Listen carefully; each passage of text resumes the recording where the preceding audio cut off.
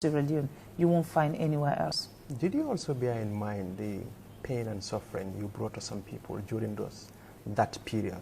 Roads were blocked, people could not go for their business because you and your husband were in the church exchanging vows. I think you have got your messages or your story so wrong. Not really. No, really. This marriage was held out in the outskirts. Now let me tell you. First of all, let me make something clear to you. Yeah. Yeah. The marriage, we did not have public holiday. Everybody went to work. I'm not talking about that. Sorry, let me finish here, sir. We did not have public holiday. Sierra Leone have 7 million people. We invited only 300 to witness it. And we have it in a church that can accommodate at least 2,000 people. We only invited 300 people. The road was open. You can go up and down as you pleases. We were in the church for 2 hours alone. 2 hours. You were at St. Paul Seminary Church. I don't think you even know where St. Paul is. No, this is what I read, and this is information I got. It is not everything you read on social media. It's not about social media. This is coming from a credible newspaper. Like, seriously? Right. If they were telling you the truth. Okay, now you are denying that roads were not blocked? No. Okay, but they said it came at a time when the country was struggling with electricity problem, including Bo, the second city. So because the country is struggling with electricity and all of those things, that nobody dies in Sierra Leone, is it? No, it's not about that. But it's no, sorry, listen. I am talking about somebody fulfilling his religious right. Do you know when Mother Bio is going to die? Well, I don't know. Okay. So do you want him to wait till they have light and electricity in Bo, Kenema and all of that before he can fulfill his obligation to God? But can't Mother Bio also prioritize looking at the country's situation and said, why not I just solve this problem instead of spending money on this? Okay, let me start. First of all, this is an issue that I am so pleased that you've brought in this platform. The state did not give me even water on my wedding. Let me make that clear. Not even water. If anybody give me water to drink on my wedding, come forward and show your face. The state did not give me one single penny for my wedding. And before I become first lady or my husband becomes the president of Sierra Leone, we were not wretches. We have our own money. We were not beggars. We have our own money. We worked. Let me start with you that is asking the question. When I lived in the Gambia, was I working or I was selling oranges in the junction? I worked. 22 years of my life, I have done nothing but work. You know why? So when I want to look good, I should be able to afford it. When I want to celebrate my wedding, I can go to the bank and take my own money and put to my wedding, because nobody in this world, Muslim, Christian, whatever religion are you, when you want to marry, believe you me, you will spend. Some people will go and take credit. Do you know if I actually went to the bank and take a loan? You don't know where I got the money from. The state did not give me one penny. So it should not be anybody's problem. Because as long as I did not take from you, let it not be your problem. I was not a beggar. I was an actress that was earning money out of my job. Before that, in the Gambia here, I was one of the biggest promoters in this country. And I was one of the most youngest businesswoman, successful businesswoman in the Gambia. So, and you think all of that money I was looking for what? So because you don't take, or the government did not give a penny, you don't bother about the concerns coming from people? No, did I say I'm not bothered? You are talking about instead of spending the money. Yes, because... Okay. So do you want me, let me ask you this. The money that I went and sweat, waking up 6 o'clock in the morning in the winter in the United Kingdom to go on set, under the freezing cold, my own personal money.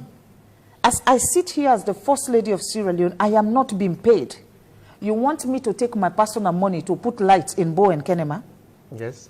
Are you serious? Whilst you are looking for funds to get sanitary pants for women. My own personal money. Right. Me, the one way I go. Let me talk and find in Creole so you understand. Well, when you speak Creole, you confuse me here. Okay. What is happening? You want me to say it in Mandinka?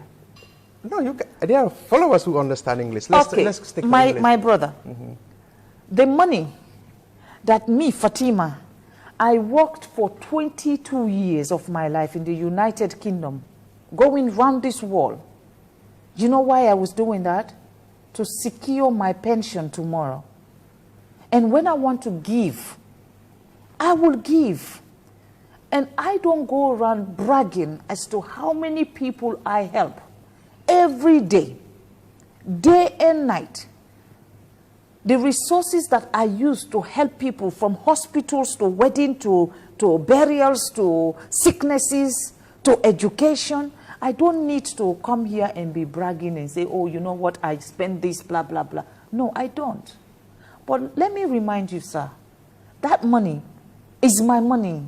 So you can spend it anyhow? Where I want it, that is where I will spend it. So, anyhow, anywhere you want to spend it. But can't you also change people's life with that money? Oh, you are so serious. What do you think I have been doing since I've become the First Lady of Sierra Leone? Do you know how many sacrifices I've made? Do you know how many of my own personal money I have invested in the campaigns that I do? I don't need to sit and tell people that, you know what? Sometimes I actually buy my own fuel to go and campaign for Sierra Leone. I don't need to tell people, sometimes I actually use my own money to feed 500, 1,000 children when they are in need of food. I don't need to. The thing that I do that I call charity, the one that is zakat between me and my God, my responsibility to God, I do them privately. So that is when I will go into my account and I will take whatever I want to take. Like when Ramadan is coming, I know exactly how many bags of rice I want. I will not go to government and say, give it to me. If I target to have 500, 1,000 bags of rice, 500, 1,000 bags of sugar, the same with oil and everything, and I will go, and the money that I put in every imam's hand and say, this is your sunakati for the mosque, that is the charity I give as Fatima, my obligation to Allah.